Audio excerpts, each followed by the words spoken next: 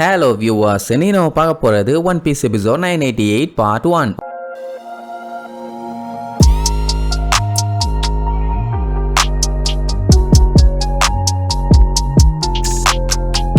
Open பண்ணா நம்ம யூஸ்டஸ் கிட்ட போற வழியில இருக்கவனுங்க எல்லாத்தையுமே செதற விட்டு திரிய விட்டுட்டு போவான். லூஃபி பார்த்துட்டு காட்டு கத்துவான். ஏன்டா அப்படி பண்ற, ஏன் இப்படி பண்ற, பேசாம போக மாட்டியா, தேவையில்லாம ஏன் பஞ்சாயத்து பண்ணிட்டு இருக்கேன்னு புடிச்சு திட்டுவான். ஏன்னா பையன் தேவையில்லாத அட்ராக்ஷனை கிரியேட் பண்றானாமா. ஏன்டா நம்ம யாரை தேடி போறோம்னு உனக்கு தெரியுமான்னு கேட்டா அதெல்லாம் எனக்கு தேவையில்லை, பிளான் படி போகணும், இல்லைன்னா சொதப்பிடுமா. யூஸ்டஸ் கிட்ட தான் இவங்க கூட சேரவே மாட்டேன்னு சொல்றானே, அதனால என் இஷ்டத்துக்கு தான் நான் பண்ணுவேன், வேலையை பார்த்துட்டு போகணும் போவான். அப்போ ஜோரோ கேப்டன்ஸா இருந்தாலே இதான் பஞ்சாயத்து போலாம்பா, ஒன்னே கில்லரு அப்பெல்லாம் இல்ல, எங்க கேப்டன் தான் என்னைக்குமே கிரேட்டும்பா. உன் நிலைமைக்கும் என் நிலைமைக்கும் பெரிய வித்தியாசம்லாம் இல்லைன்னு சொல்லிட்டு இருக்கும் போது அம்ப வச்சு அட்டாக் பண்ணிட்டு இருப்பானுங்க. ஒரே மாதிரி வெட்டி காலி பண்ணுவானுங்க. இவனுக்கு கூட ஏதோ ஓரளவுக்கு சிங்க் ஆன மாதிரி ஆகிட்டானுங்க. ஆனா இவனுக்கு ரெண்டு பேர் இருக்கானுங்களே, அதான் செம காமெடி. யூஸ்டஸ் கிட்ட இருந்துகிட்டு என்ன எங்க எல்லாத்தையும் காப்பாத்தி நீ பெரிய ஹீரோன்னு நினைச்சிட்டு இருக்கியாம்பா. நான் எப்பண்டா ஹீரோன்னு சொன்னேன்னு கேட்டா அப்படித்தான்டா சில பேர் நினைச்சுக்குவாங்க. நீ அப்படித்தான் நினைச்சுக்கிறேன்னு லூஃபி கடுப்பாவான். அவனுக்கு தான் ஹீரோன்னு சொன்னாலே பிடிக்காத, என்ன என்னை அசிங்கப்படுத்தியா அப்படின்ட்டு இவனுக்கு சண்டை போட்டுட்டே இருந்தவனே ஜோரோவும் கில்லரும் வந்து எதுக்கு தேவையில்லாம சண்டை போட்டுட்டு இருக்கீங்க, அப்ப தேவையில்லாம நம்ம தான் தோக்கணும்னு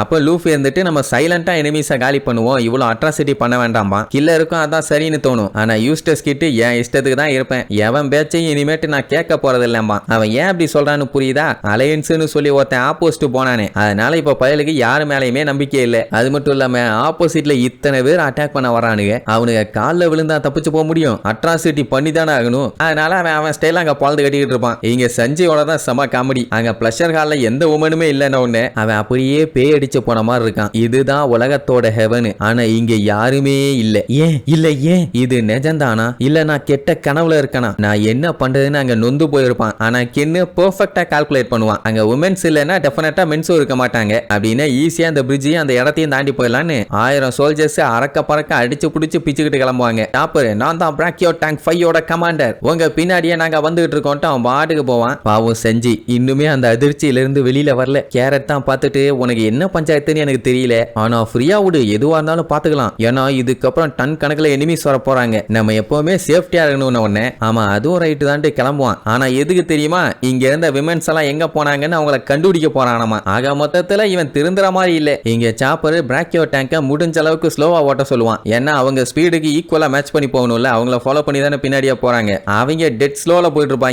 அந்த அளவுக்கு ஸ்லோவா போறதுக்கு தான் இந்த பில்டப். இதுக்கு இவங்க நடந்தே போயிடலாம் போல, அந்த அளவுக்கு மொன்ன ஸ்பீட்ல ஓடிட்டு இருப்பானுங்க. அப்ப கின்ன என்ன சொல்லுவான், எல்லாருமே அந்த பிளஷர் ஹாலை பார்த்துக்கிட்டே ஓடுங்க, ஏதாச்சும் உருவம் தெரிஞ்சதுன்னா உடனே இன்ஃபார்ம் பண்ணுங்கம்மா. சரி ரைட்டு வேகமா ஓடுவாங்க. திடீர்னு பார்த்தா அங்க ஏதோ ஒரு பெரிய உருவம் ஒன்று தெரியும். என்னடான்னா உள்ளுக்குள்ள ஆள் இருக்குது. அந்த ஆள் இருந்துகிட்டு என்ன வெளியில ஒரே சத்தமா இருக்குதுன்னு சொல்லுமா. உடனே கின்னு எல்லாத்தையும் தண்ணியில டைவடிக்க சொல்லிடுவான். அவன் சொன்ன உடனே எல்லாம் அரக்க பறக்க பிச்சுக்கிட்டு தண்ணியில குதிச்சிருவாங்க. நம்ம பைய குதிக்க முடியாது, ஏன்னா டெவில் ஃப்ரூட்டை சாப்பிட்டுருக்கான். அதனால கட்டையை பிடிச்சி முக்கிட்டு இருப்பான். ஆளாளுக்கு ஒவ்வொரு சைடு ஒழிஞ்சுக்குவாங்க. ஆனா சாப்பர் அதை நோட் பண்ணல போல, நேரா வந்து கரெக்டா அந்த ரூமுக்கு முன்னாடி நிப்பாட்டுவான். கதவை ஓபன் பண்ணது யாரு தெரியுமா, பிக் மாமு. அவ அங்கதான் ரெடி ஆயிட்டு இருக்கா. அவளை ஸ்ட்ரெயிட்டா நேருக்கு நேரு பார்த்த உடனே அப்படியே பேய் அடிச்ச மாதிரி ஆயிட்டான். ஆல்ரெடி இவனை ஒரு பொம்மை மாதிரி வச்சுக்கணும்னு நினைச்சிட்டு இருந்தா, இப்ப வேற டைரக்டா ஐட் வை பார்த்துட்டாங்க. என்ன ஆக போதோ தெரியல. இங்க பிக் மாமோட பைரட்ஸ் எல்லாம் அந்த போர்ட் வழியா வரல, மறுபடியும் அந்த வாட்டர் ஃபால்ஸ் மேல ஃபிஷஸ் எல்லாம் யூஸ் பண்ணி ஏறி தான் வந்துட்டு இருக்காங்க. அண்ட் அது மட்டும் இல்லாம இவங்க போறப்போ கிங்க அட்டாக் பண்ணி பிக் மாம தண்ணி உள்ள தள்ளி விட்டான்ல, அதனால லேண்ட் ஆஃப் ஆனோக்குள்ள என்ட்ரி ஆனவனையே அவனை பழி வாங்காம விடக்கூடாதுன்னு வெறிகுண்டு போறாங்க.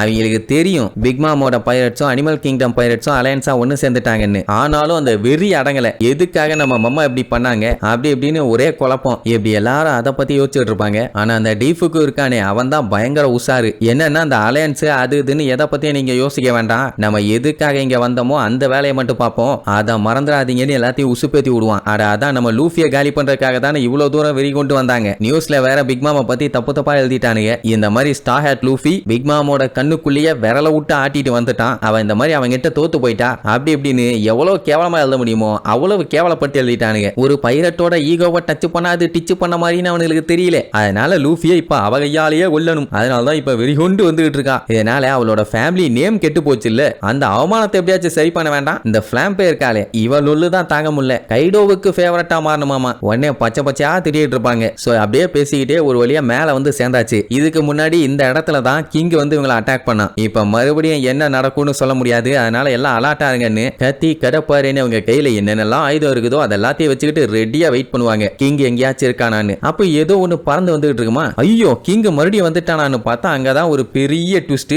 இந்த டைம் வந்திருக்கிறது கிங் இல்ல, மார்க்கோ தி ஃபீனிக்ஸ். இவங்க வரத பார்த்தோடனே தெரிஞ்சு போச்சு அப்படின்னா பிக் மாமும் கைடோவும் நிஜமாவே அலையன்ஸா சேர்ந்துட்டாங்கன்னு. இவங்களுக்கு நல்லாவே தெரியும் அவன் ஒயிட் பியர்டோட first division commander Marco the ஃபீனிக்ஸ்ன்னு. அதனால விடக்கூடாதுன்னு யாராலெல்லாம் லாங் ரேஞ்ச் அட்டாக் பண்ண முடியுமோ அவங்க எல்லாம் அந்த அட்டாக் பண்ணுவாங்க. ஆனா அவன் மேல ஒரு புல்லட் கூட படாது. ஃபீனிக்ஸ் தி பிராண்டடான்னு சொல்லி ஓங்கி அந்த கிங் மிதிச்சானே அதே மாதிரி கப்பலை ஒரே மிதி. இதுக்கு முன்னாடி வந்துட்டு எப்படி ரிவர்ஸ்ல விழுந்தாயிலோ அப்படியே கீழே விழுவாங்க. கண்ணுகளா இப்ப வராதீங்க, அடுத்த டைம் லேண்ட் ஆஃப் ஆனோக்குவாங்க, அப்ப வேணா சில பல விஷயங்கள் மாறி போயிருக்கலாம் அப்படின்ட்டு டாட்டாம்பா. அவ்வளவுதான், இனி பிக் மாம் பைரட்ஸ் இதுக்கப்புறம் போயிட்டு ரிட்டர்ன் வரக்குள்ள எப்படி நம்மளால எங்க சண்டையை முடிச்சாலும் முடிச்சிருவானுங்க. சோ இப்போ பிக் மாம் ஆளுகளோட பஞ்சாயத்து இல்ல. அந்த டைம் பாத்தீங்கன்னா நம்ம கேட் வைப்பரோட கப்பல் மேல வந்துகிட்டு இருக்கும். சோ பையன் ஒரு வழியா மார்க்கோவை ரெடி பண்ணி கூப்பிட்டு வந்துட்டான். என்ன இப்ப நம்மளுக்கு பிளான்லாம் என்ன ஏதுன்னு அவனுக்கு தெரியாது, வந்துட்டு என்ன பண்ண போறானோ. பட் கடைசி நேரத்துல வந்தாலும் மாசா ஒரு ஹெல்ப் பண்ணிட்டாங்க. ஏன்னா இப்ப இவன் பார்த்த வேலையில ஒரு பெரிய சண்டையே ஸ்டாப் ஆயிருக்குது. அது மட்டும் இல்லாம இவங்க ஜெயிக்கிற வாய்ப்பும் அதிகமாயிருச்சு.